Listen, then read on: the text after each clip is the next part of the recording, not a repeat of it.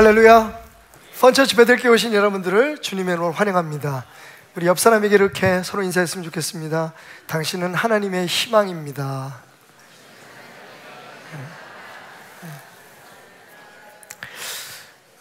얼마 전에 그 종편이죠, JTBC의 작가 한 분이 전화를 주셨어요.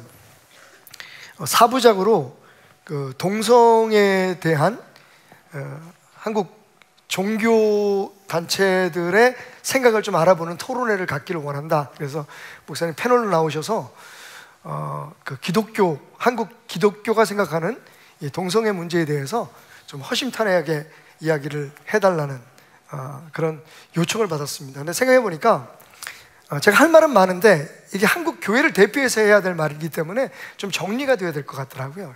시간이 너무 촉박해서 이번 기회는 그냥 제가 넘어가고 다음번에 잘 준비해서 그때도 불러주시면, 그때도 필요가 있다면 가겠습니다. 물론 리스크는 있습니다. 위험은 있지만. 그래서 어떤 분이 오십니까? 그랬더니 뭐 신부님 중에서는 뭐 요즘 꽤 유명하신 어떤 신부님이 나오시고 또 스님 나오시고 목사님 나오셔서 이야기를 좀 대화를 해주시면 우리가 4편의 그런 토론 프로그램을 만들어서 방송을 내보내려고 합니다 라고 얘기를 하더라고요. 그러니까 처음엔 조금 사실 욕심이 생겼습니다. 가서 이게 분명하게 좀 선명하게 우리가 얘기할 것이 있지 않을까 생각을 했는데 역시 좀 준비가 필요할 것 같더라고요. 한국 교회를 대표해서 나가는 거니까. 제 말이 한국 교회를 대표하는 말이 돼야 되잖아요. 그리고 틀림없이 편집을 우리가 생각하는 대로 하지 않을 테니까.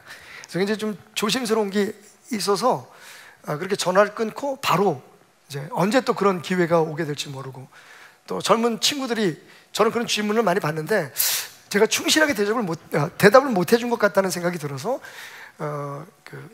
여러 가지 책들과 또 인터넷 강의들을 통해서 제가 그런 소위 성소수자들 또 혹은 장애가 있는 분들에 대한 우리 사회의 태도, 그리고 교회의 그 미래의 전략들이 어떻게 될까 하는 것에 대한 이제 공부를 좀 시작했습니다. 그러다가 아주 재미있는 책 한 권을 발견했습니다. 불편해도 괜찮아라고 하는 책인데요. 그 경북대학교 법학대학원 교수님이십니다. 김두식 교수라고. 이분이 쓰신 책이에요. 그 책 가운데 이런 부분이 있었어요. 혹시 여러분 그 지랄 총량 총량 법칙이라고 아십니까? 지랄 총량 법칙. 제가 앞에 지랄이라는 소리가 나오니까, 근데 다른 말로 어떻게 표현할 수가 없어. 책에 그렇게 써 있으니까. 여러분 지랄이 뭔지 아시죠? 여러분이 생각하는 그 지랄 맞습니다. 좀 과하게 행동을 하거나 사리에 맞지 않게 행동하는 걸 우리가 뭐뭐 한다 이렇게 얘기하잖아요. 말 다 해놓고 또 새삼스럽게.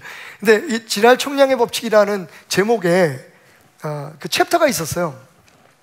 사건이 즉슨 정말 잘 자라던 딸아이가 중학교 1학년이 되면서 조금 그 행동이 이상해지기 시작했습니다. 그래서 휴대폰, 스마트폰도 굉장히 과하게 쓰고, 그리고 어느 날은요 남자친구들이 호의를 해서 집 앞까지 데려다 주더래요. 상상을 못했죠. 그래서 이제 그 문제를 가지고 얘기를 했더니 딸이 갑자기 뭐라고 얘기하냐면, 아빠 존나 꼰대야 그러더래요. 더 놀란 거죠. 오늘 설교가 좀 강한가요? 다른 말로 어떻게 표현을? 겁나? 열나? 오케이. 근데 도대체 1학년 된 딸이 이게 무슨 뜻인지 알고 이렇게 얘기하는 걸까? 그러면서 뭐라고 얘기하냐면, 계속 얘기를 하니까 나는 엄마 아빠처럼 찌질하게 안 살 거야 그러더래요. 여러분, 법대 교수입니다. 나름대로 아이를 잘 양육하고 키웠다고 생각했는데 전혀 생각지 못했던 일이 벌어진 거예요.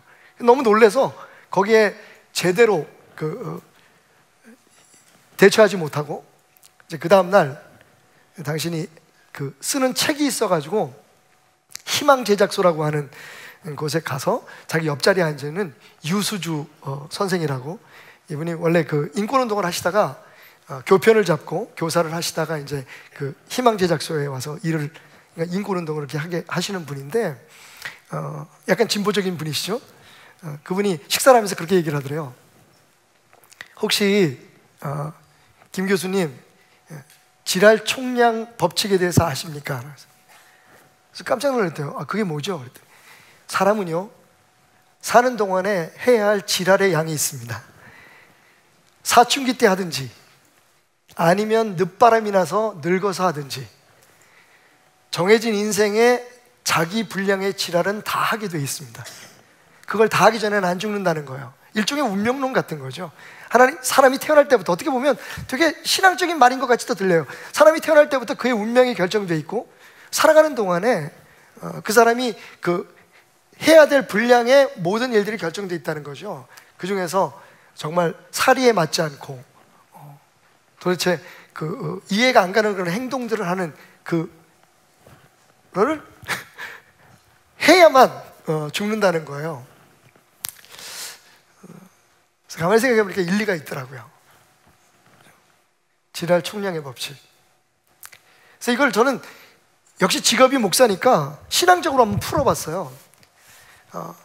그런 법칙이 있다면 우리 신앙에는 고난 정량의 법칙이 있지 않을까? 고통 정량의 법칙.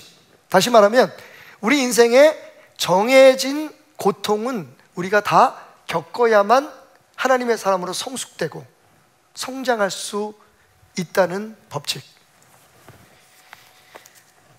세계 각곳에 흩어져 있던 디아스포라 이스라엘 백성들을 향해서, 형제자매들을 향해서 베드로 사도가 쓴 편지가 있어요. 베드로전서 5장 10절에 이런 구절이 있습니다. 모든 은혜의 하나님 곧 그리스도 안에서 너희를 부르사 자기의 영원한 영광에 들어가게 하신 이가 잠깐 고난을 당한 너희를 친히 온전케 하시며 굳건하게 하시며 강하게 하시며 털을 견고하게 하시리라. 하나님이 계신데 그 하나님이 우리를 창조하셨을 뿐만 아니라 하나님의 백성으로 부르시고 우리를 그분의 영광에 들어가기 위해서 잠깐 정해진 시간에 각자에게 주어진 분량의 고난을 겪게 하신다는 겁니다. 그리고 그 목적은 우리를 견고케 하고 우리를 성장케 해서 하나님의 영광에 들어가게 하기 위해서다. 우리가 어떠한 고난이나 역경도 이겨낼 수 있는 이유는요, 그 고난은 반드시 지나가기 때문입니다. 우리를 향하신 아버지 하나님의 뜻은 우리가 그 고난 때문에 무너지거나 멸망하는 것이 아니기 때문입니다.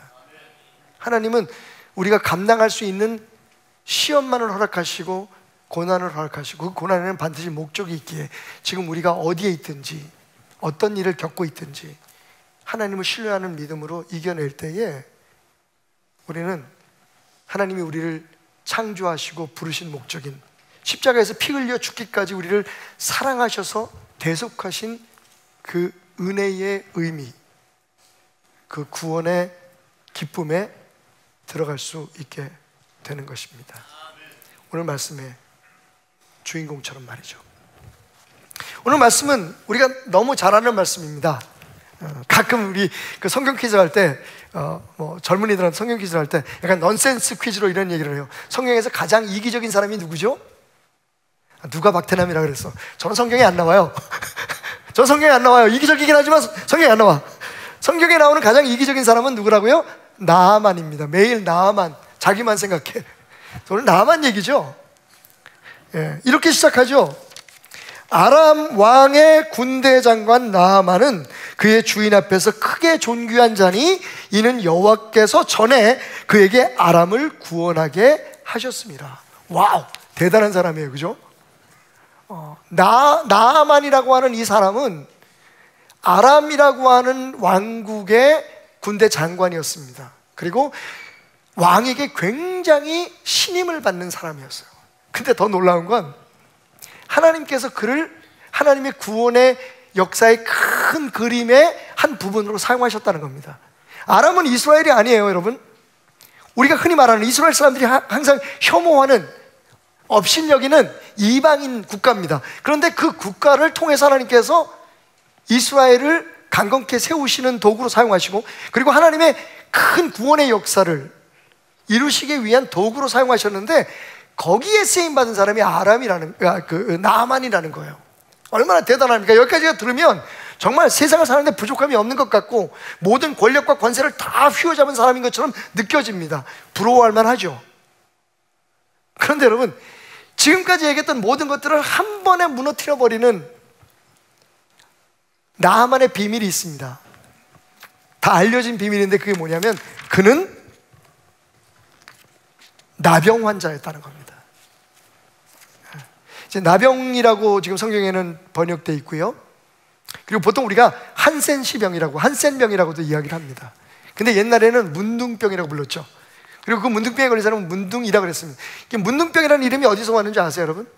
우리나라 말에 문둥 한다는 말이 있어요. 그게 뭐냐면 이게 무너진다는 뜻이에요. 그러니까 이 문둥이라는 뜻은, 문둥병이라는 말은 몸이 무너져 내리는 병이라는 겁니다. 썩어서 문드러져서 문둥 떨어져 나가고 무너져 내리는 병, 살아있는 시체, 그게 문둥병이에요. 여러분, 부자면 뭐 하겠습니까? 힘이 있으면 뭐 하겠어요? 국방부 장관이면 뭐 하겠습니까? 하나님이 한때는 쓰였던 사람, 하나님께 쓰임받았던 사람이면 또 뭐 하겠습니까? 지금은요, 지금 이 상태에서는 문둥병이 걸려서 죽어가고 있는 상태예요. 아무것도 할 수 없습니다. 전쟁도 못 나가고 심지어는 사람 앞에 나설 수도 없습니다. 오늘 이야기는 그 나병 환자였던 나아만이 하나님의 사람 엘리사를 만나서 요단강 물에 자신의 몸을 7번 담금으로 병이 걸리기 전의 모습이 아니라 그보다 더 완벽한 어린아이와 같은 깨끗한 피부를 갖게 되었다 라고 하는 이야기입니다. 근데 여러분, 오늘 제가 주목하는 건 그 나아만이 아닙니다. 나아만이 그렇게 치유함 받기까지 나아만의 인생의 게임 체인저가 되어주고, 또 여러분 나아만의 치유를 받았으니까 아람과 이스라엘 사이의 관계도 변화됐겠죠. 조금 이따 다시 설명을 드리겠습니다만, 사실은 이 나아만이 문둥병이 걸렸었는데 나았다, 이게 뭐 그렇게 대단합니까?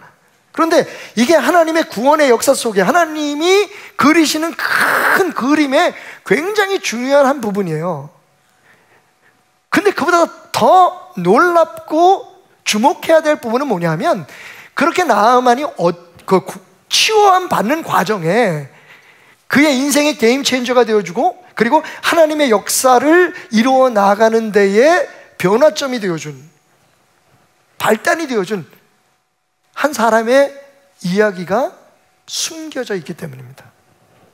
오늘 말씀 속에서 이름 모를 한 노예 소녀를 만나시기 바랍니다. 사실 우리가 이 말씀을 통해서 설교를 하거나 은혜를 받을 때 우리도 나아만처럼 순종함으로, 하나님 앞에 순종함으로, 마음에 내키지 않지만, 왜? 여러분, 장미 향수를 푼, 장미꽃잎이 떠있는 우유 목욕을 하던 사람이에요, 나아만이. 자기의 병을 고치기 위해서 여러분 얼마나 많은 애를 썼겠어요? 얼마나 많은 돈을 썼겠어요? 유명한 모든 의사들, 점쟁이, 무당들 다 불러서 별짓을 다 했을 거예요. 왜냐하면 나병이 있는 상태에서는 아무것도 못하고, 반대로 나병만 고치면 다시 아람을 위해서 위세를 떨칠 수 있는 모든 것을 소유할 수 있는 사람이었기 때문입니다. 그러니까 자기의 병을 고치기 위해서 모든 걸 다 쏟아놨을 거예요. 근데 안 고쳐졌잖아요. 그랬던 그 사람이 요단강의 그 나아만의 표현으로 말하면 그 더러운 물, 우리로 표현하면 똥물에 자기의 몸을 담그라 그러니까 온몸엔 지금 상처가 있지요, 피고름이 흐르지요. 그런데 그 몸을 가지고 그 더러운 물에 들어가면 어떤 병에 걸릴 줄 알아요? 오히려 병 고치러 갔다 병 더 들겠다, 그래서 거부를 하죠, 처음에는. 그러다가 결국은 엘리사의 말대로 아주 불친절한 엘리사의 권면을 받아서 순종함으로 물에 7번 자기 몸을 담갔더니 6번째까지는 아무런 변화가 없었다가 7번째 그 몸이 어린 아이의 피부처럼 깨끗하게 회복되었다, 그 이야기잖아요. 우리도 나아만같이 순종함으로 복을 받게 하소서. 대부분 이 말씀을 묵상할 때 그 선에서 우리의 묵상이 멈춰지게 됩니다. 근데 놀랍게도 여기요, 숨겨진 게임 체인저가 있어요. 말씀드렸듯이 어린 노예 소녀입니다. 이름도 몰라요. 참 여러분의 용서를 구해야 될 건, 제가 아마 문화적으로 여러 가지 이렇게 멀티를 해서 그런 것 같아요. 설교를 준비하면 이상하게 그 성경 구절을 이렇게 듣고 그 단어를 들을 때 유행가 가사나 제목이 생각나. 지금 이 소녀를 생각하는데 떠오르는 찬양이 아니고 가요가 있는데, 이름도 몰라요, 성도 몰라. 근데 여기 있어요. 심지어는 우리가 배워야 될 사람이에요. 갑자기 김정호가 생각나. 이름 모를 소녀. 그녀는 누굴까요, 여러분? 성경은 우리에게 그녀에 대해서 이렇게 이야기해 줍니다. 전에 아람 사람이 떼를 지어 나가서 이스라엘 땅에서 어린 소녀 하나를 사로잡음에 그가 나아만의 아내에게 수종들더니, 여러분, 나아만에 대해서 우리가 그냥 일반적으로 생각하는 이 이야기의 주인공인 나아만에 대해서 소개하는 것에 비해서 이 어린 소녀는 아무것도 아니에요. 제가 지금 그 다음 설교, 가정의 달 지나고 그리고 선교의 달 지나고 난 후에 제가 준비하고 있는 설교 시리즈가 있는데 주제가 아무개입니다. 오늘 이 소녀와 같은 사람들에 대해서 우리가 함께 공부해보는 그런 시리즈를 준비하고 있는데, 정말 말 그대로 아무개예요. 이름 몰라요. 심지어는 나이도 어려요. 그런데 어떻게 그럼 그 자리에 있게 되었는가? 아람 사람들이 도적대처럼 추수 때만 되면 이스라엘을 공격해요. 그래서 이스라엘 사람들이 1년 내내 고생해서 농사진 걸 그냥 뺏어가는 거예요. 근데 그런 거 물질만 뺏어가는 게 아니야.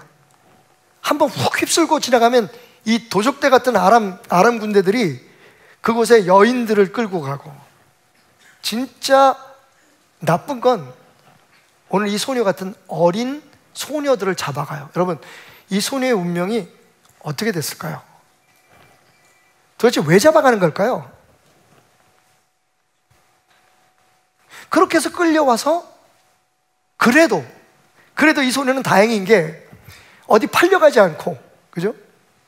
어디 술집이나 다른 데 팔려가지 않고, 이 소녀는 나만 장군의 부인의 수종을 드는, 아마 곱고 착하고 성실하게 보였을까요? 아니면 길들이기에 충분하다고 생각할 만큼 어렸을까요? 어쨌든 나아만이, 야, 얘는 내가 데리고 갈게. 그래 데려와가지고 자기 부인에게 몸종으로 줘요. 노예예요. 근데 여러분, 이 이야기 전체에 가장 중요한 역할을 하는 사람이 바로 이 어린 소녀예요. 근데 여러분, 가만히 보면 성경에 이 소녀처럼 이름도 몰라, 별로 존재도 없어, 딱 한 번 성경에 나와. 그런데 하나님의 구원의 역사에 빼놓을 수 없는 가장 중요한 핵심적인 역할을 하는 사람들이 많아요. 한 사람의 예를 구체적으로 들자면, 여러분, 요한복음에 나오는 오병이어의 기적을 일으킬 때에 예수님께, 안드레를 통해서 예수님께 자기가 먹으려고 엄마가 싸주었을 것 같은 물고기 2마리, 보리떡 5개의 점심 도시락을 드린 소년 기억하십니까? 기억하세요? 있는 건 아세요? 이름도 몰라요. 몇 살인지, 어디서 왔는지, 어떻게 그 도시락을 갖게 되었는지. 중요한 건 이 소년이요, 이름도 없는 이 한 소년이 거기 장정만 5,000명, 한 2만 명에서 2만 5천 명 모인 무리들 가운데 그게 뭐 어디에 쓸모 있겠습니까? 그냥 혹시 예수님이라도, 예수님께서 야 먹을 거 어디 없니? 라고 찾으시니까, 아, 예수님이라도 좀 드십시오, 내가 먹을 거 주님을 위해서 희생하겠습니다. 어린 소년 하나가 자기 도시락을 예수님께 드린 거예요. 근데 여러분, 그게 지금까지도 우리가 부흥에만 하면 울고 먹어, 그죠? 여러분들이 저한테만 해도 이 오병이어의 기적을 복음서 네 복음서에 다 나와. 그러니까 본문만 바꿔가면서, 주제만 바꿔가면서 여러분들이 설교를 진짜 귀가 따갑게 들었을 거예요. 그런데 이 놀라운 역사가, 우리에게 희망이 되고 용기를 주는 큰 영적 교훈을 주는 이 역사가, 어린 소년이, 이름 없는 한 소년이 바친 도시락 하나에서부터 시작됐다는 거. 그 소년도 딱 성경에 한 번 나와요. 그가 나중에 어떻게 컸는지, 어떤 위인이 됐는지. 분명히 크게 될 놈은 맞아요. 근데 성경에는 등장하지 않아요. 근데 그 소년의 헌신이 없으면 오병이어의 기적도 없어요.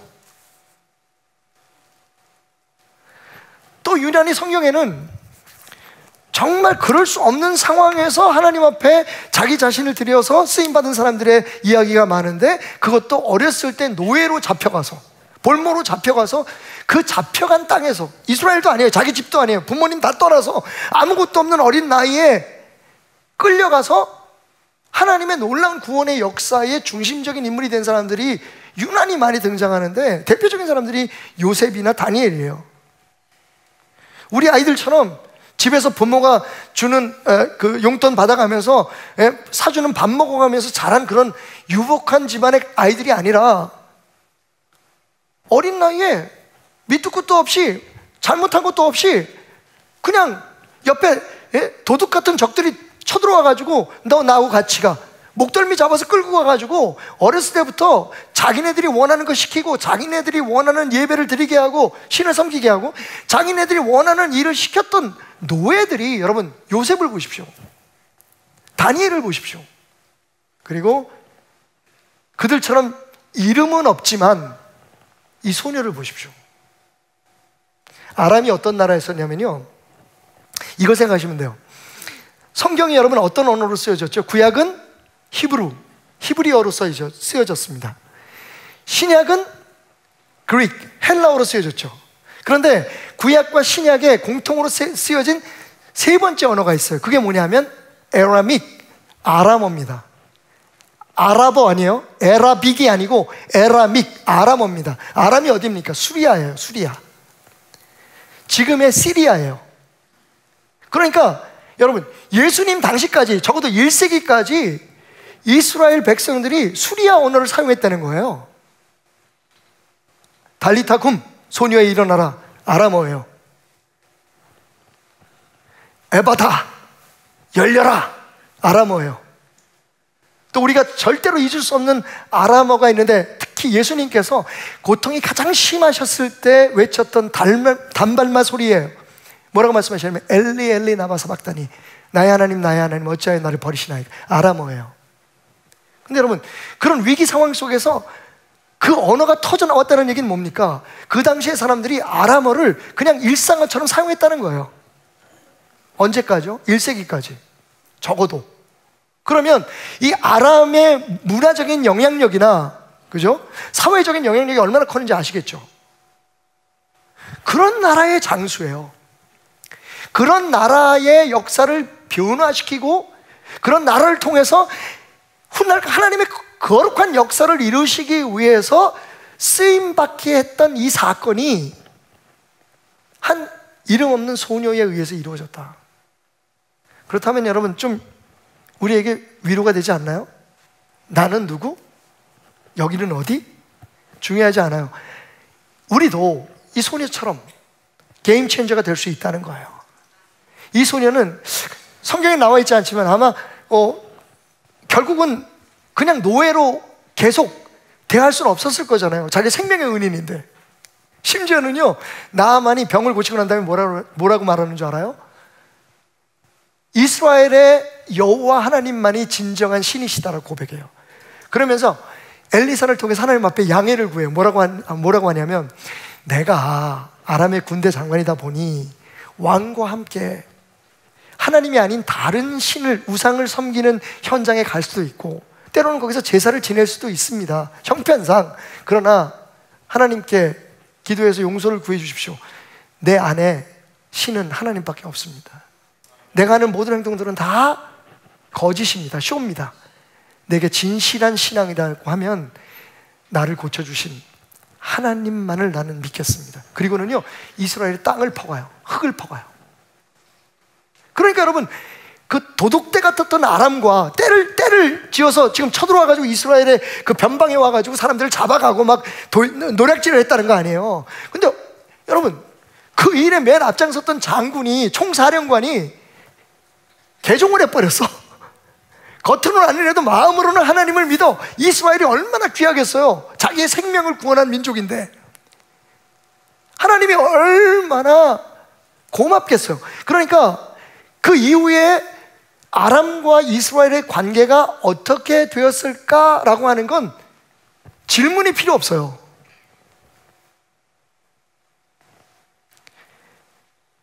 이 어린 소녀의 존재가, 이름 없는 여러분 한 사람의 존재가 자기 자신의 운명을 아마 나아만의 수양딸 정도 되지 않았을까요?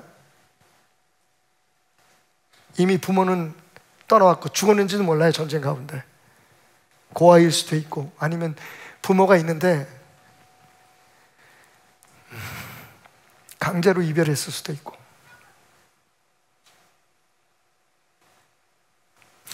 나아만의 삶이 바뀌었죠. 그로 인해서 세계 정세가 바뀌어버린 거예요. 이스라엘의 입지가 달라진 거죠. 게임 체인저죠. 이 어린 소녀 하나가, 바로 이름 없는 당신이 게임 체인저인 거예요. 그러면 그 소녀가 어떻게 게임 체인저가 될 수 있었을까요? 한번 따라해 보겠습니다. 중꺽 밋. 시작.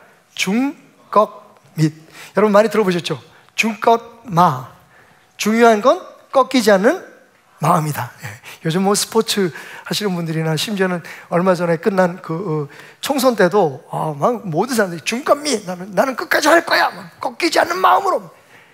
그걸 오늘 이 소녀의 신앙에 한번 제가 적용을 해봤어요. 이 소녀가 게임 체인저가 될 수 있었던 이유, 하나님의 계획에 쓰임받을 수 있었던 이유는 그녀에게 중껏 밑이 있었기 때문이에요. 꺾이지 않는 믿음. 그 첫 번째는요, 상황과 관계없이 하나님을 신뢰하는 믿음이었습니다. 한번 따라해 봅시다.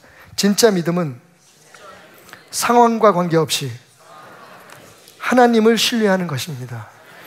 여러분, 우리의 믿음이 위태로운 이유가 뭔지 아세요? 왜 변화무쌍한 줄 아십니까? 하나님을 믿는 게 아니라 하나님이 행하시는 이 일을 믿기 때문에 그래요.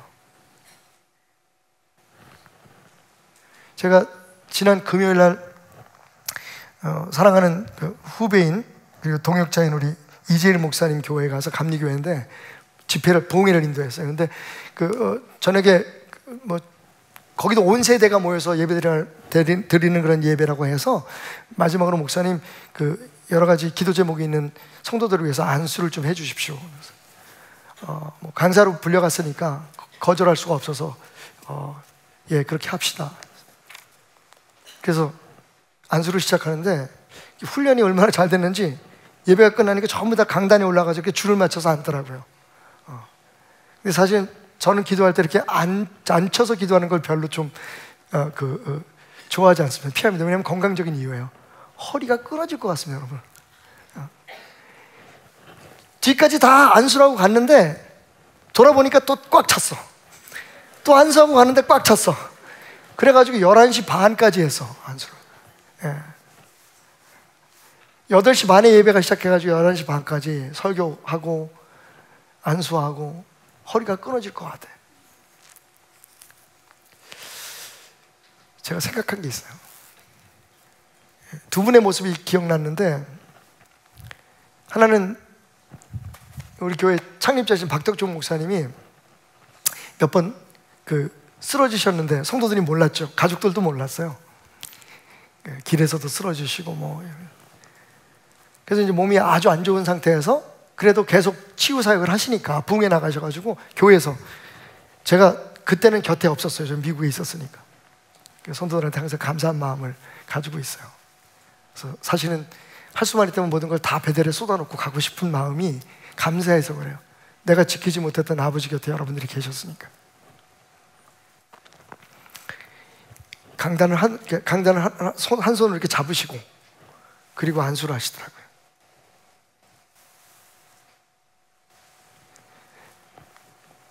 많은 비난이 있었어요. 아니, 다른 사람의 병을 고치는 사람이 자기는. 또 한 분 기억나는 분은 조용기 목사님이에요. 조용기 목사님께서 제가 간증을 훗날 그 후배를 통해서 들었는데, 조용기 목사님이 질환이 많으셨잖아요. 그래서 성도들 기도하는데 막 병이 낫고 이런 역사가 나타나는데 정작 당신은 병이 안 낫는 거야. 우리 하나님 참 재밌어, 그죠? 그래서 제가 그 간증을 듣고 굉장히 감동도 받았지만 울었어요.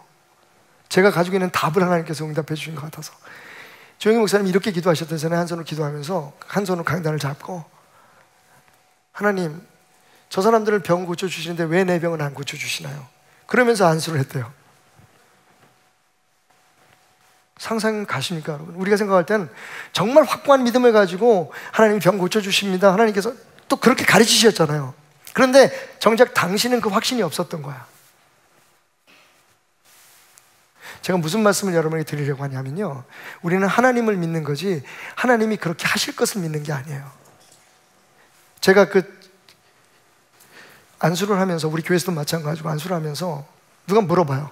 목사님은 그렇게 기도하면 목사님을 통해서 능력이 나가고 저 사람들이 확실히 치유받을 것을 믿으십니까? 아멘 하긴 쉬워요. 근데 여러분, 내 병도 못 고치는데? 많은 사람들은 성도들에게 믿음을 갖기 위해서 좀 과장을 하거나 속일 때가 있어요. 절대적 100% 믿음을 가지십시오. 하나님께서 치유하십니다. 그런데 자기 집에는, 목사 집에는 정작 많은 문제가 있어. 자기 몸에는 질병이 떠나질 않아. 남의 병을 고치는 사람이 자기 병을 못 고친다고요.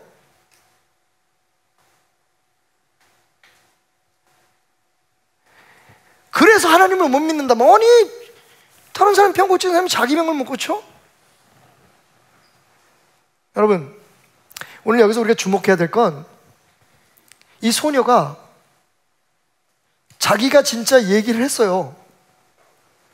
이스라엘에 가면 선지자 한 분이 계신데, 주인 나아만 장군께서 거기 가서 아무도 못 고치는 그 병을 하나님으로부터 치유함 받으십시오.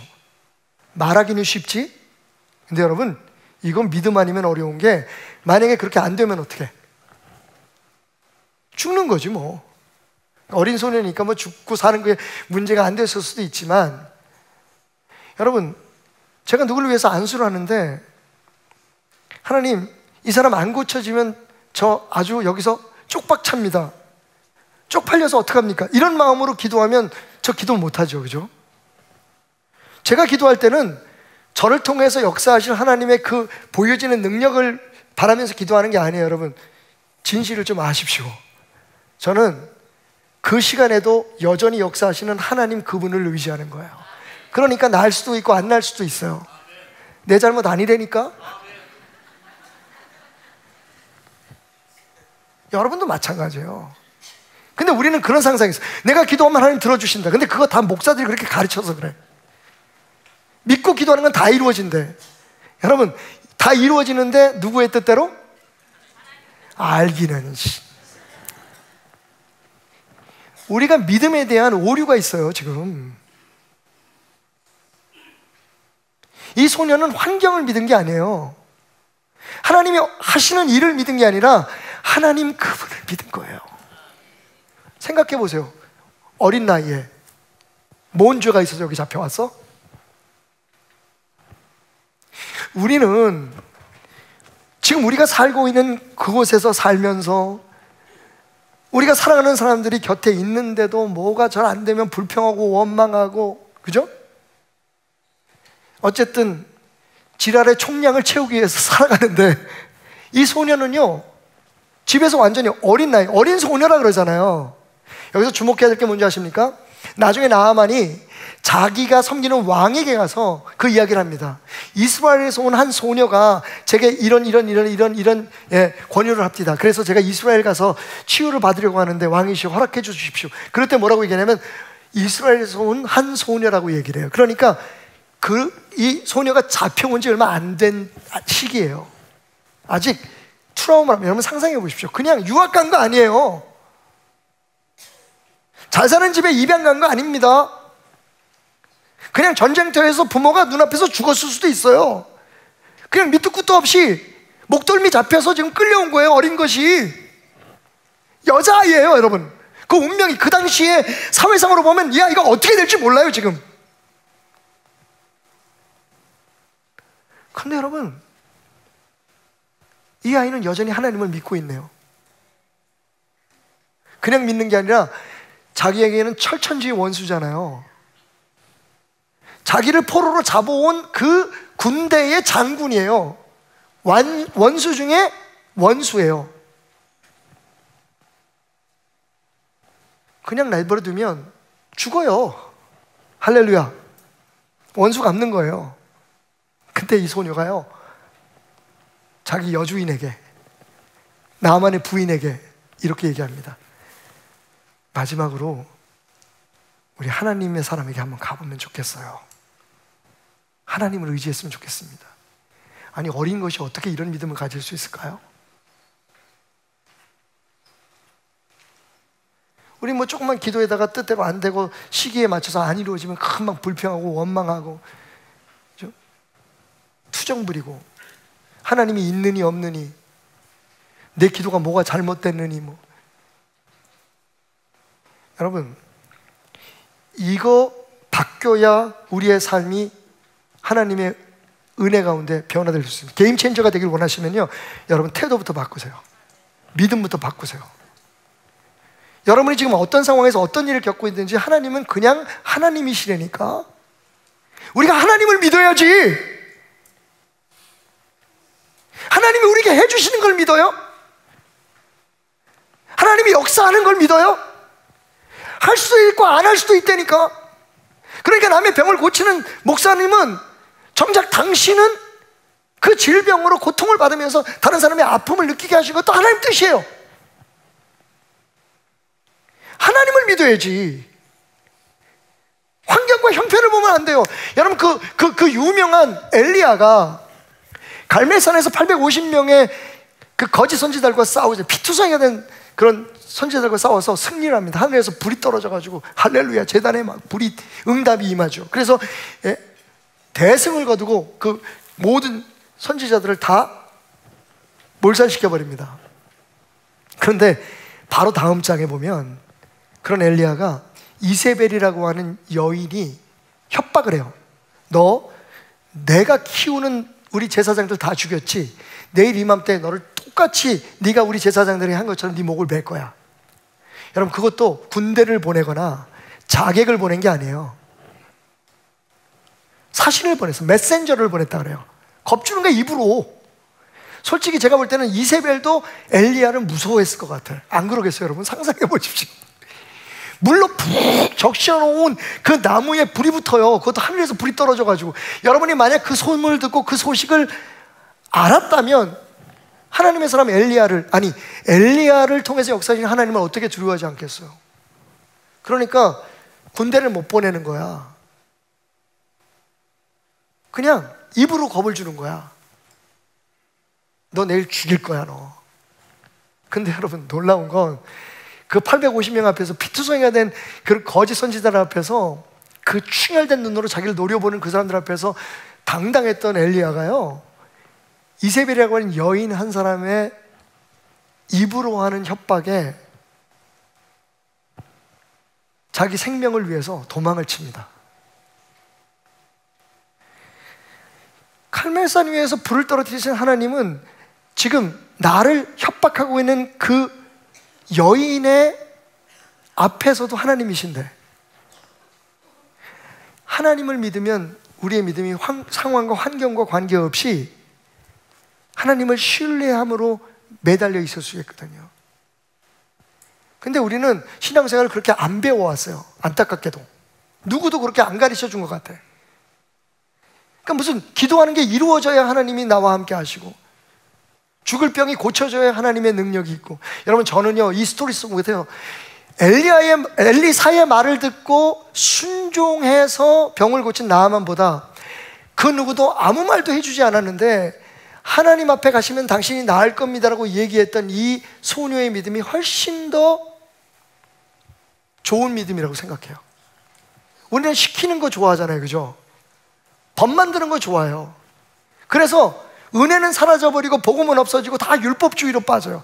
이거 이렇게 하면, 기도 어떻게 하면 하나님이 축복 주신다, 이 자리에서 뭐 기도하면 이렇게 예배 드리면 예배는 이렇게 드려야 된다, 저렇게 드려야 된다, 예배 드릴 때는 복장은 이렇게 해라, 뭘 어떻게 해라, 헌금은 어떻게 해라. 여러분, 이런 룰을 딱 정해주잖아요. 그 룰대로 순종하는 것도 큰 믿음이죠. 근데 진짜 좋은 믿음, 그것을 뛰어넘어야 될 믿음이 뭔지 아세요? 누구도 나한테 얘기를 안 해주는데 내가 하나님의 말씀 속에서 응답받고 내 마음이 우러나서 하는 거야. 이게 그 소녀의 믿음이에요. 누가 시켰어요? 어떤 교회처럼 전도 안 하면 너 죽어, 지옥 가, 이렇게 가르치지 않았어요. 그냥 이 소녀의 마음 속에 어렸을 때부터 그녀가 믿었던 그 하나님, 지금 내가 노예로 잡혀왔지만 지금도 여전히 나와 함께 하신 하나님, 하나님이 실수가 있었거나 하나님이 후회할 만한 일을 하셔가지고 하나님이 잠깐 좋으셔서 내가 잡혀온 게 아니야. 지금 내가 여기 이렇게 끌려온 것도 다 하나님의 은혜다. 에스더처럼 혹시 이때를 위함이 아닌가. 이 어린 소녀가요 아직도 믿음이 살아있어요. 이 억울하고 답답한 상황 속에서도 아직도 변하지 않는 믿음을 가지고 하나님 앞에 머물러 있어요.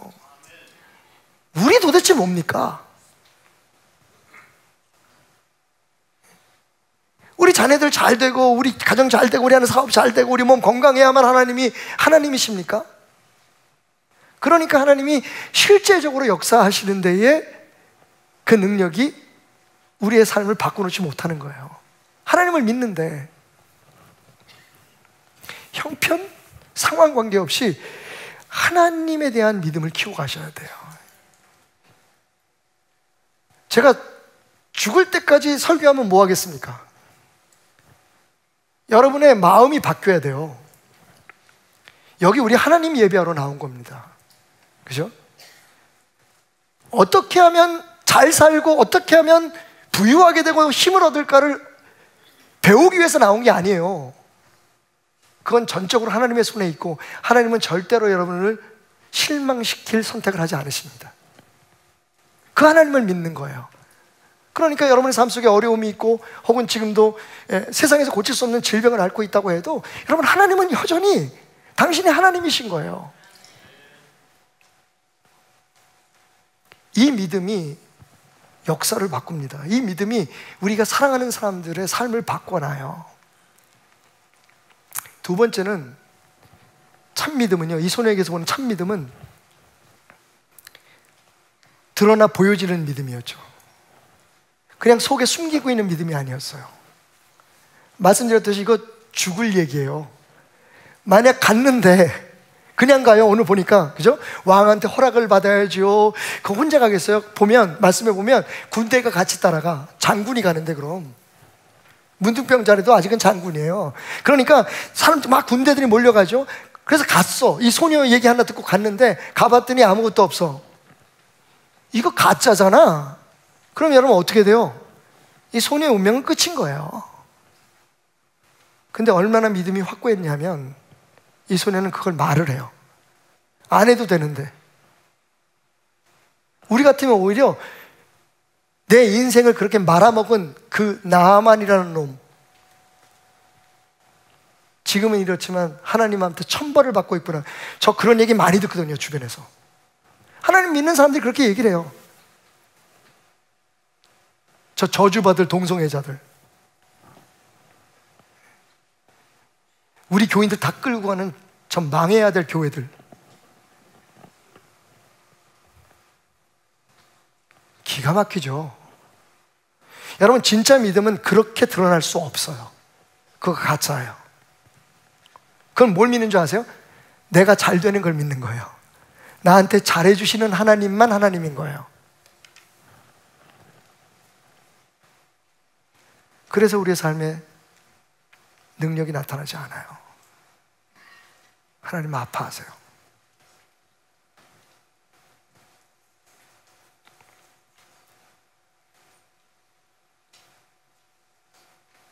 알아요, 여러분. 사람인데 저도 똑같아요. 제가 열심히 하고 기도하고 저는 하나님 뜻대로 한다고 하는데도 잘 안 될 때 있잖아요. 보는 사람 있죠. 옆에서 항상 목사님, 왜 우리 교회는 이렇게 성도들이 안 늘어납니까? 왜 요새 교인들이 좀 주는 것 같아요. 저도 알거든요. 자리가 비는 게. 그 왜 제 마음속에 부담이 안 되겠어요? 은행 이자 낼라는 이렇게 빨리 돌아오는지 걱정되니까 오셔서들 얘기하잖아요. 목사님, 이번 달도 좀 어려울 것 같은데요. 좀 말로는 걱정하지 마십시오. 다 여태까지 그렇게 왔는데 하나님께서 해주시겠죠. 그리고 돌아서서는요, 떨어요. 제가 그런 믿음을 말할 수 있는 자격이 있냐고요?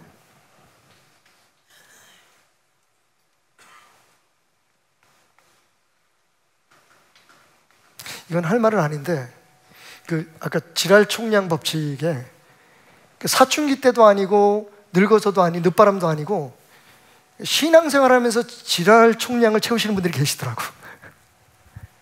사리에 맞지 않아, 믿음에 맞지 않는 말을 하면서 자기가 오라 항상. 우리 교회 말고요, 다른 데 보면 막 교회들 그래서 막 분쟁이 일어나고 싸우고 난리가 나잖아요. 그 지랄하는 거지 뭐. 하나님 믿는 사람들이 그러면 안 되잖아요. 오히려 깨져가는 것도, 무너져가는 것도 회복시키고 어떻게 하든지 나를 통해 내가 좀 기분이 나쁘고 내가 조금 상처를 받고 내가 좀 손해를 봐도 이걸 원만하게 화합하기 위해서 결국은 하나님께서 일할 수 있도록 하나님이 일할 수 있는 환경으로 만들어주는 게 우리의 사명이잖아요. 근데 뭐 그렇게 막 분란을 만들어. 왜냐하면 내가 옳다는 걸 주장해야 되니까 지금. 그래서 뭐가요? 사실 이 아이를 보면 여러분 인간적으로 생각하면 그냥 내버려 둬야죠. 거기 왜 오지랖, 아유 이런 오지랖이 어딨어. 거기 가서 왜 아유 하나님 앞에 가보시죠 이거 얘기를 왜 해? 죽으려고. 근데 여러분 그게 믿음인 거예요. 진짜 믿음은 역사는 힘이 있거든요. 감출 수 없는 거예요. 그러니까 그게 드러날 수밖에 없어요. 여러분 우리가 진짜 인격은, 제가 그런 얘기를 들었어요. 진짜 인격은 가장 불편하고 가장 마음에 안 드는 사람 앞에서도 지켜지는 것이다. 그게 진짜 인격이에요. 여러분 좋은 사람 앞에서 좋게 하고 원만한 내가 나하고 잘 맞는 사람들 속에서 원만하게 하는 건 누구나 다 할 수 있잖아요. 그건 인격이라고 얘기 안 해요. 인격은 할 수 없는데 해내는 거예요. 저주해야 될 사람인데 욕해야 될 사람인데 그걸 다 참아내고 받아줄 때 그 사람, 저 사람이 인격이 있네. 정말 모두가 다 포기할 수밖에 없는 그런 시련과 연단 속에 있는데 그걸 괜찮아요 라고 오히려 다른 사람들을 위로해 줄 수 있는 게 그게 인격인 거예요. 그런데 신앙도 마찬가지예요. 신앙은 할 수 있는 만큼을 하는 게 신앙이 아니에요. 내게 잘 되는 것만 믿고 잘 될 수 있다고 믿는 것이 신앙이 아니에요. 진짜 신앙은요, 그렇게 할 수 없을 때 이 아이처럼, 이 소녀처럼 하나님을 끝까지 의지하는 거예요. 그 모습이 나타나는 거예요. 아니 자기가 저렇게 힘든데도 하나님을 아직도 믿어? 하나님이 저를 여기 잡혀오게 했는데, 하나님이 이렇게 저를 팔아버렸는데 그 팔아버린 하나님을 믿어? 여러분 이스라엘에게 하나님께서 하신 훈련이 그거예요. 아니 하나님의 백성인데 왜 포로로 잡혀가게 해?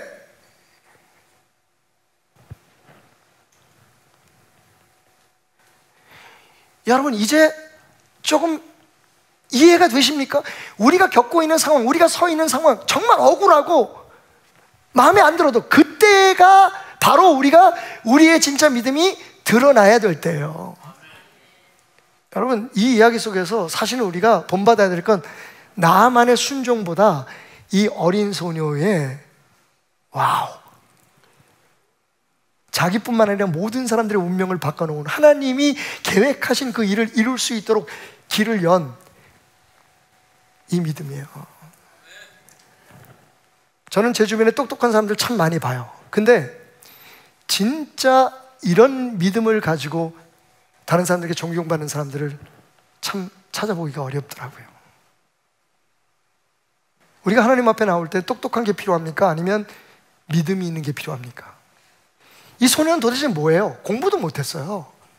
자기가 보는 앞에서 부모하고 생리별을 시킨 사람이에요. 근데 그 사람 앞에 하나님을 믿으십시오라고 얘기하는 거예요. 하나님이 치유해 주실 겁니다. 그녀는 하나님을 믿고 있었던 거예요. 치료하지 않을 수도 있어. 갔는데 엘리야를 못 만날 수도 있어. 엘리야가 한 태도를 보면요, 나아만 앞에 엘리야가 굉장히 빡빡하게 굽니다. 만나주지도 않아요 처음에. 그래가지고 나아만이 화가 나요. 아니 내가 왔으면 말이지 쥐가 맨발로 뛰어나서 나를 맞아줘야지. 그죠? 우리 가끔 아니 전도사가, 목사가 말이지, 장로가 말이지, 성도들을 섬겨야지. 여러분 혹시 저같이 쌀쌀맞은 목사가 섬기는 교회의 성도라면 여러분 기뻐하십시오. 저 같은 목사도 여러분이 잘 섬기면 여러분의 복이 배가 될 것입니다. 왜냐면 그게 진짜 믿음이니까. 지금 왜 아멘한 건데? 어느 쪽에 아멘한 건데 지금? 그렇다는 얘기예요. 설교가 길고 지루하고 정말 견디기 어려운 그런 그 메신저, 저 같은 메신저가 있는 교회에서 예배를 드리시는 여러분들은 복이 있습니다. 그걸 들어주고 계시잖아요. 근데 이게 그냥 내가 들어주는 거면 안 돼요. 오직하면 하나님을 믿지 않는 소크라테스는 그렇게 얘기했을까요? 내가 철학자가 되는 데는 악처였던 내 아내의 역할이 컸다고. 여러분, 이 소녀가 그런 계산이 있거나 믿음에 대해서 공부한 적이 없어요. 정확히 말씀드리는데, 제가 설교 전에 우리 교회 교인 명부를 봤는데 이 소녀가 없어요, 거기. 근데 와우, 할 수 없을 때 하는 거예요. 믿을 수 없는 걸 믿는 거예요. 왜? 하나님이시니까. 원수를 사랑하라, 우리는 들었잖아요. 이 소녀는 원수를 사랑하는 말을 듣지 못했을 거예요. 근데 원수를 사랑하는 실천을 하고 있어요. 원수를 위해서 축복을 빌어줘라. 여러분, 나아만만 죽으면 어떻게 상황이 바뀔지 몰라요. 우리가 이번에 총선할 때 서로 박 터지게 싸우고 네가 나보다 더 나쁜 놈이야 이렇게 욕했던 것처럼, 거기에 진짜 안수 집사님들, 장로님들 되게 많더라고. 믿음이 보여지지도 않아요. 이기고 봐야 되는 거야. 그리고 날 이기게 하신 하나님이 진짜 하나님이야. 여러분 알고 계셨어요? 하나님이 무슨 옷을 입고 계시냐면 파란 옷을 입고 계셔. 하늘을 덮고 계시잖아요. 더불어민주당이야. 그러니까 이겼지. 맞아요, 여러분? 믿음은 보여질 수밖에 없어요. 야고보 선생님이 얘기하잖아요. 야, 넌 믿음이 있다고 그렇게 떠들지? 믿음 좀 보여줘. 나는 내 행함을 보여줄게. 그러면서 말하기를, 행함이 없는 믿음은 죽은 믿음이란다. 믿음은 아무 소용없어요. 행해지는 믿음이 진짜예요. 여러분 여기 와서 예배 드리는 것 자체가 의미 없어요. 예배를 드리면서 정말 하나님 앞에 여러분의 생각과 마음과 모든 의지를 내려놓는 게 의미가 있는 거예요. 찬송 부르는 거요? 그거 그냥 콘서트예요. 내가 좋아하는 노래 골라서 내가 부르면 최용목 집사 아무 은혜 없어요. 제가 우리 교회에 뭐 나성훈 집사나 최용목 집사나 우리 이무성 집사 같은 분들을 사랑하고 존경하는 이유는 찬양 한 날을 준비하는데 그 찬양에 자기의 삶을 드리더라고요. 맞죠? 맞나? 나 이렇게 얘기해도 되는 거지? 뭐 노래를 잘하고 무슨 뭐 멋있게 하고 뭐 여기보다 사실은 찬양의 의미를 아는 거예요. 이건 하나님을 높이는 거잖아요. 왜 자기들이 높아지려고 그래? 왜 잘하려고 그래?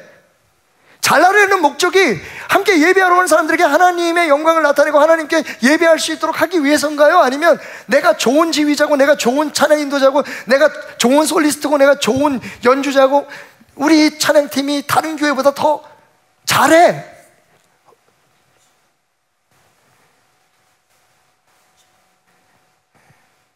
설교를 마치고 내려갔더니 누가 저에게 다가오더니 그러더니, 목사님 너무 어려워요. 그치? 나도 어려워. 정말 어려워요. 근데 여러분, 어려운 건 괜찮은데 모르는 건 문제 있어요.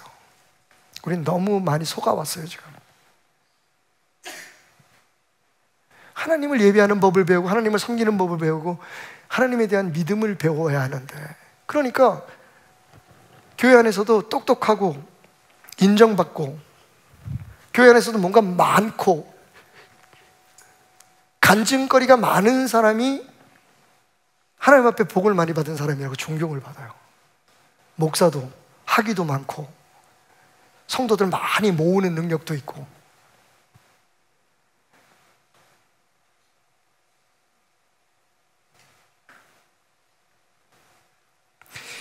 마지막으로 이 소녀의 믿음에 대해서 제가 놓칠 수 없었던 건, 참 믿음은 그 믿음이 자랄 수 있는 환경에 기인하는 거죠. 나아만이 이렇게 얘기해요. 이스라엘에서 온 소녀가 있습니다. 여러분, 일단 이스라엘이에요. 그러니까 하나님을 소개할 수 있는 거죠. 이 소녀는 어렸을 때부터 하나님에 대해서 배우고 자라는 가정. 저는요, 이게 또 가요가 생각나네. 박진영의 네 엄마가 누구니? 이것 좀 네 엄마가 누구니 묻고 싶었어요. 아니 도대체 어떤 믿음을 가지고 자랐기에 이렇게 원수 중에서도 원수, 이렇게 복음을 전할 수 없는 상황 속에서 저 원수 같은 사람을 살리려고 저런 마음을 갖게 되었지? 가정교육이, 신앙교육이 얼마나 잘 됐으면 그럴까요? 이 어린 소녀가.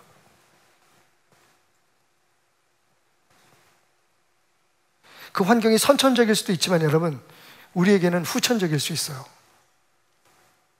예배 나오실 때, 신앙생활 하실 때, 주일날 나오실 때 여러분, 그냥 내가 종교적으로 어떤 의무를 감당하기 위해서 온다고 생각하지 마시고 정말 오늘 와서 내가 하나님 앞에서 죽어야지 하는 마음을 가지고 나오세요.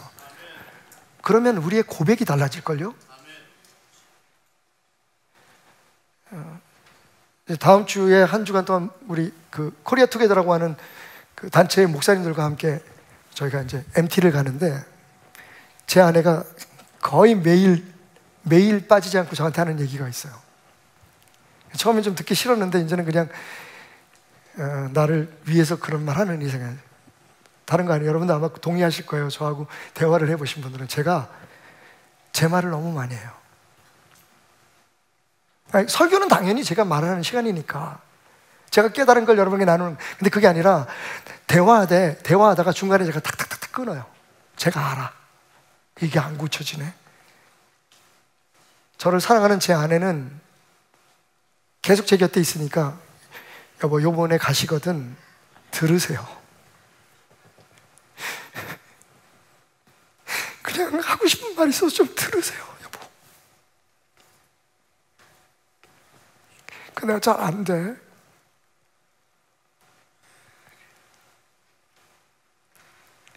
들으세요, 여보.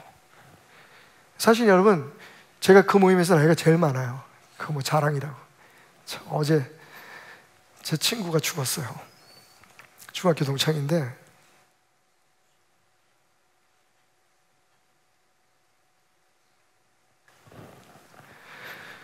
굉장히 가깝게 지냈던 친구인데 부고가 왔더라고요.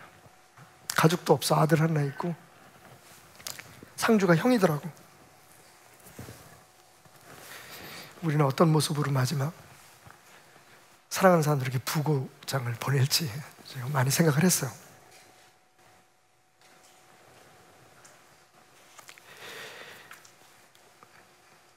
제가 얼마나 더 성장해야 할지,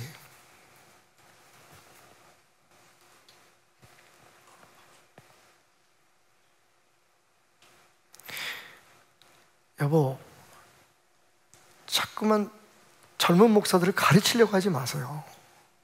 그들의 얘기를 들어주세요.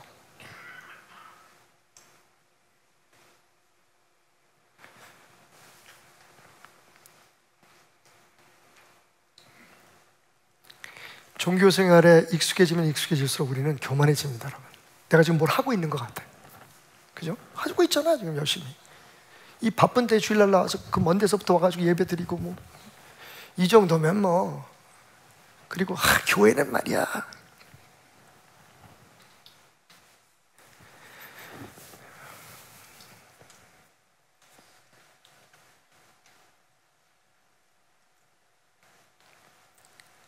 제가 빠질 수 있는 가장 큰 함정이 지금 제 아내가 지적한 거잖아요. 당신은 담임 목사니까 꼭 성도들에게 뭔가 가르치고 얘기를 하고 다른 사람들이 잘못된 걸 바로 잡아준다고 생각해. 하지만 당신이야말로 하나님 앞에서 겸손하게 들어야 될 사람인 걸 알아야 해요. 여보, 제발 다른 사람들 말하는 거 끊지 말고 들어주세요.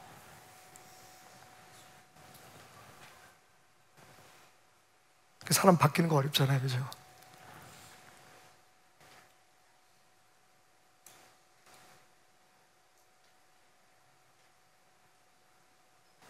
우리가 뭘 잘하고 있다는 걸 증명하기 위해서 하나님을 섬기는 거 아니잖아요, 그죠? 우리가 얼마나 하나님 앞에서 신실한가 하는 걸 보여줘야 되는 거잖아요. 이 어린 소녀처럼. 이건 거의 뭐 제가 볼 때는 우리가 본받아야 될 진짜 중요한 인물인 것 같아요. 이름도 몰라요, 성도 몰라요. 네 엄마가 누구니? 묻고 싶지만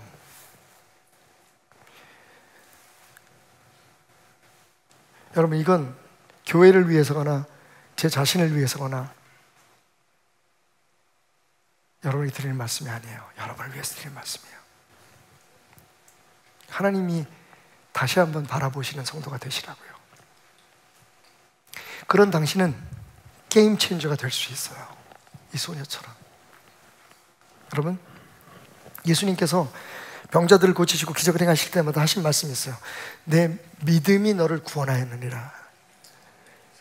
여자야, 내 믿음이 크도다.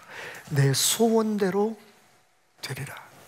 문둥병을 고치실 때도, 안진뱅이를 일으키실 때도 내 믿음이 너를 구원했다. 내 믿음이 너의 소원을 이루게 할 것이다.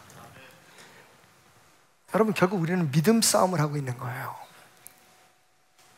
믿음이 아닌 종교의 열심이나 우리의 지혜로움을 경쟁하기 위해서 여기 나와 있는 게 아니에요. 가장 하나님 앞에 바보같이, 가장 세상적으로 보면 이해가 안 가게,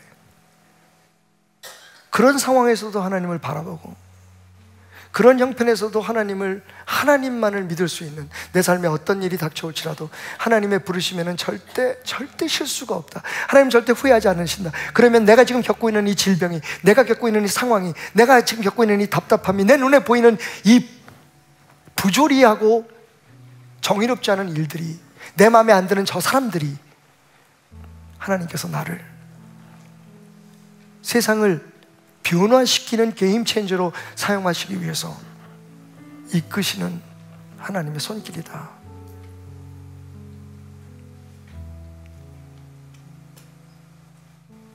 오늘은 이름 없는 한 소녀를 여러분에게 소개하면서 여러분의 용기를 북돋아드리기 원합니다. 여러분이 잘나서 세상을 변화시키고 잘나서 하나님의, 유명해져서 하나님의 역사를 이루는 거 아니에요. 하나님은 우리에게 나를 위해서 유명해지라고 말씀하지 않으세요. 유명한 나를 신뢰하라고 말씀하시죠. 베델교인들은 그런 게임 체인저가 되었으면 좋겠어요. 할 수 없는데 해내고, 보일 수 없을 때 진짜 믿음이 드러나는, 그래서 사람들이 당신이 다니는 교회가 어딘지, 당신이 그렇게 성장시킨 믿음이 무엇인지, 그리고 거침없이 교회에서나 가정에서나 우리 주변의 사람들에게 이 소녀처럼 내가 믿는 하나님을 전할 수 있는 사람들이 됐으면 좋겠어요. 역사하시는 건 하나님이고 우리는 전해야 될 사람들이기 때문이죠. 여러분, 근래에 제가 여러분들에게 사랑한다고 고백한 게 언제였던가요? 오늘은 고백하지 않으면 예배를 못 마칠 것 같아요. 여러분, 정말 사랑합니다.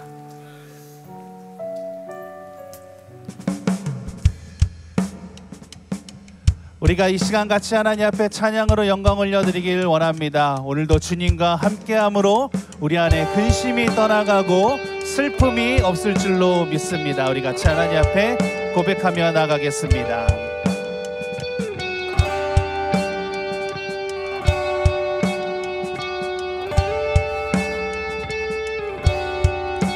주 안에 있는 나에게 딴 근심이 있으랴. 십자가 밑에 나가 내 짐을 풀어내.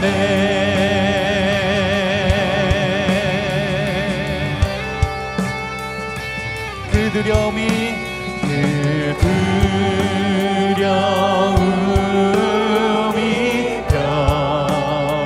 변하여 내 기도 되었고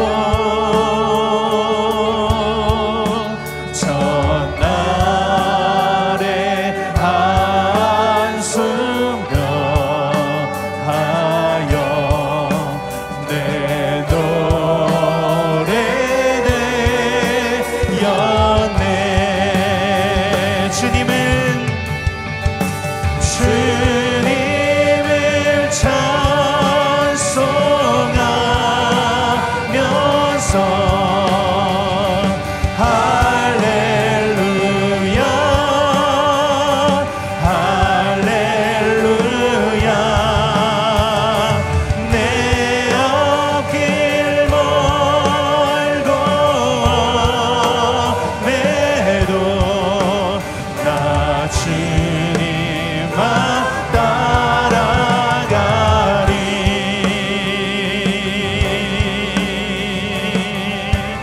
계속해서 찬양합니다. 내 주는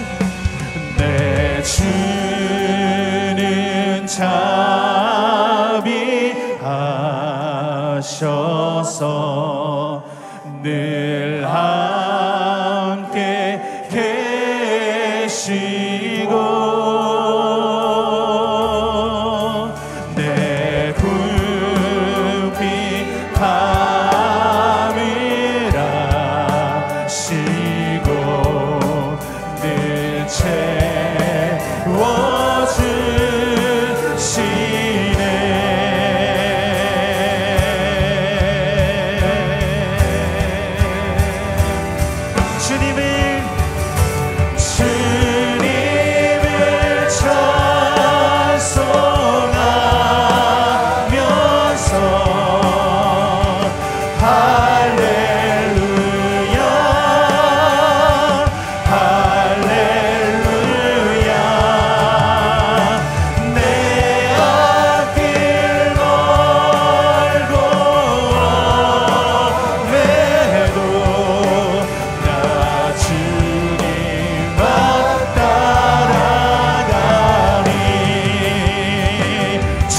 찬송하면서 주님을 찬송하면서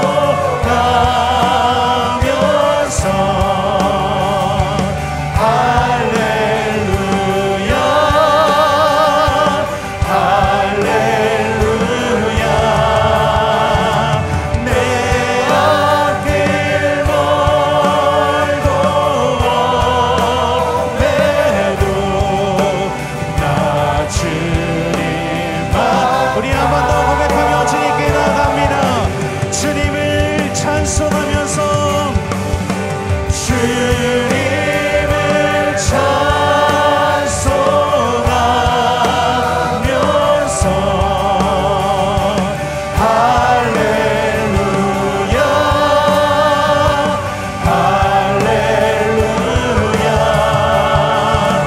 내 앞길 멀고 매도 나 주님만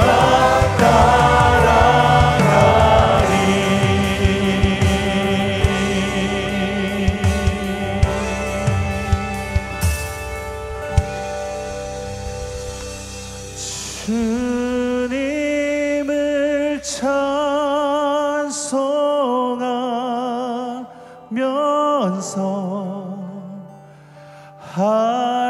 할렐루야 할렐루야 내 앞길 멀고 험해도 나 주님만 따라가리. 우리 한 번 더 고백합니다. 주님을 찬송하면서 주님을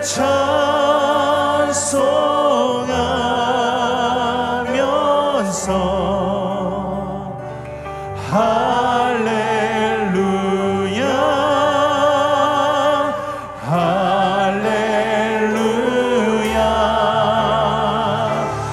내 앞길 멀고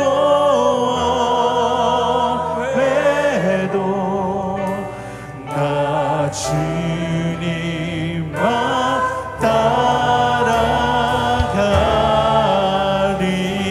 따라가리. 할렐루야. 오늘도 주님을 찬송하면서 주님만 따라가는 귀한 은혜가 있기를 원합니다. 아멘.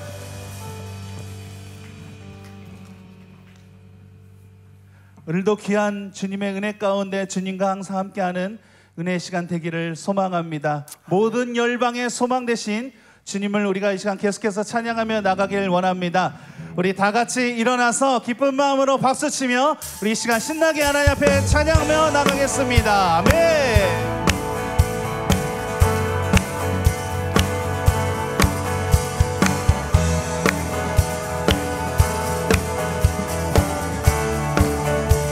예수 열방의 소망 예수 열방의 소망 예수 우리의 위로자 주는 온 땅의 영원한 소망 예수 어둠 속에 예수 어둠 속에 빛 예수 변함없는 진리 주는 온 땅의 빛이 되시네 우리 위해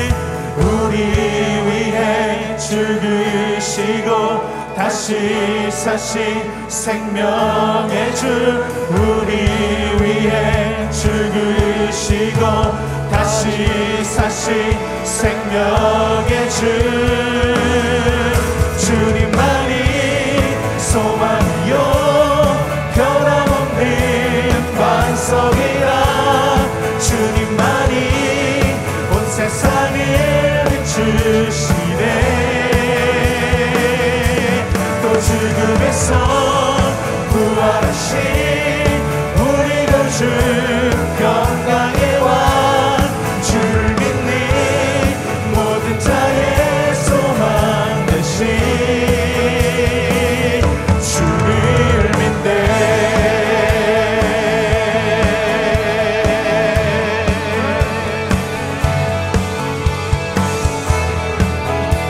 모든 열방의 소망 되신 주님을 우리가 이 시간 다시 한번 찬양합시다.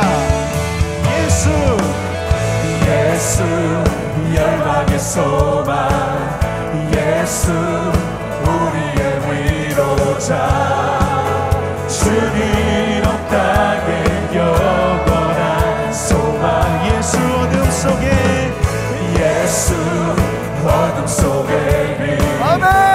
예수 변함없는 진리 주는 온 땅의 빛이 되시 우리 위해 죽으시고 다시 사신 생명의 주 우리 위해 죽으시고 다시 사신 생명의 주 주님만이 소망이요 변함없는 반석이라 주님만이 온 세상을 비추시네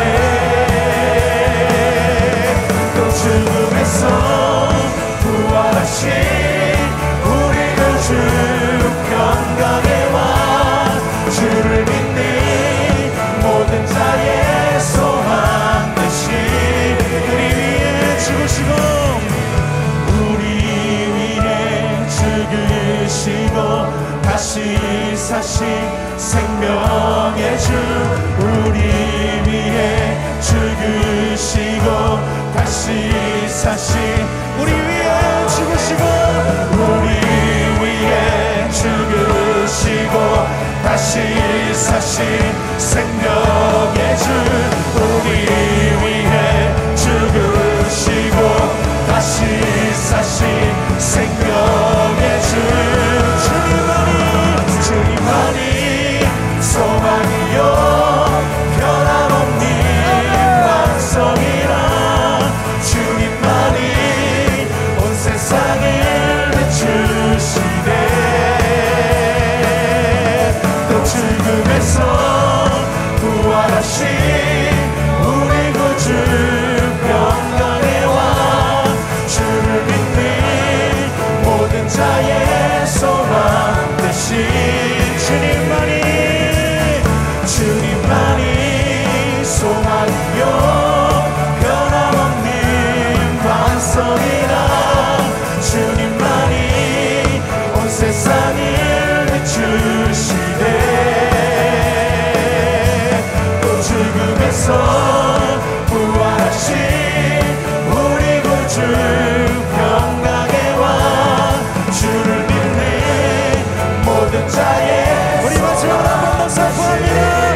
주님만이 소망이요 변함없는 반석이라 주님만이 온 세상을 비추시네 또 죽음에서 부활하신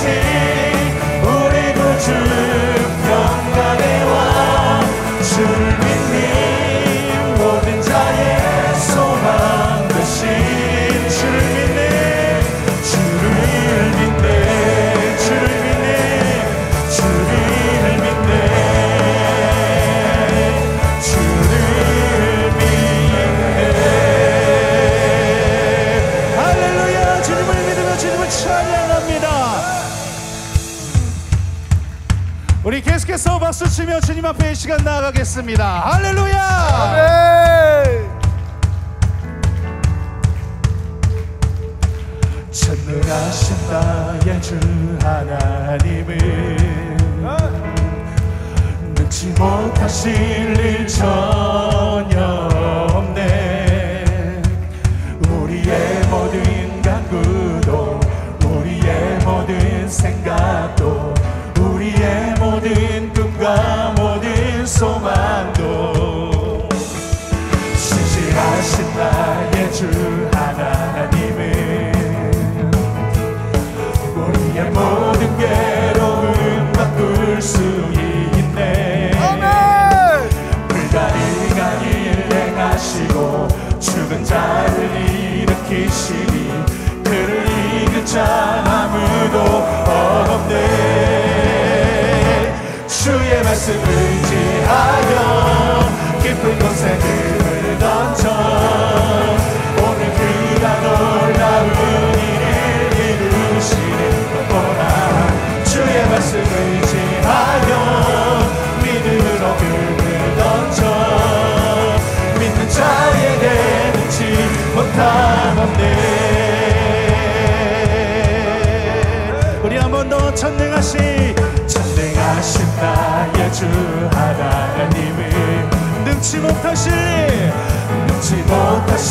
일 전혀 없네. 우리의 모든 간구도 우리의 모든 생각도 우리의 모든 꿈과 모든 소망도 신실하신 나의 주 하나님을 우리의 모든 괴로움 바꿀 수 있네. 불가능한 일을 행하시고 죽은 자를 일으키시니 그를 이길 자 아무도 없네. 주의 말씀 의지하여 깊은 곳에 금을 던져 오늘 그가 놀라운 일을 이루시는 것 보라. 주의 말씀 의지하여 믿음으로 금을 던져 믿는 자에게 눈치 우리 한번 신실하신 나의 주 하나님을 우리의 모든 괴로움들을 바꿀 수 있네. 불가능한 일 행하시고 죽은 자를 일으키시니 그를 이길 자 아무도 없네. 주의 말씀 의지하여 깊은 곳에 금을 던져 오늘 그가 놀라운 일을 이루시는 것 보라.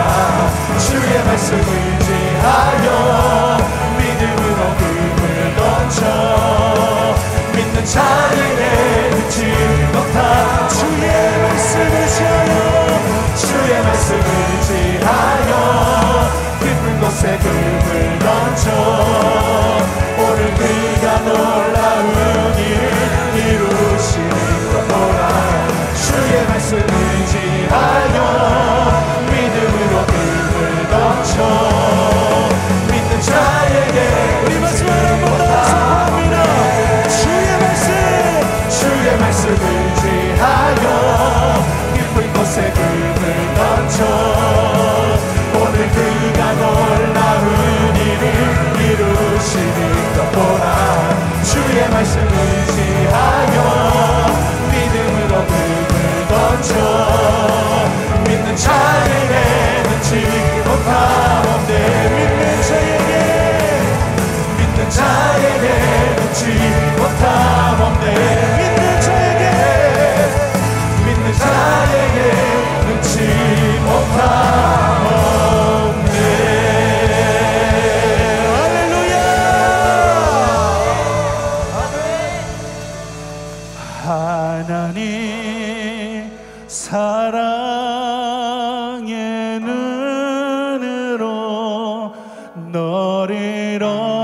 때나 바라보시고 하나님 인자한 귀로서 언제나 너에게 기울이시니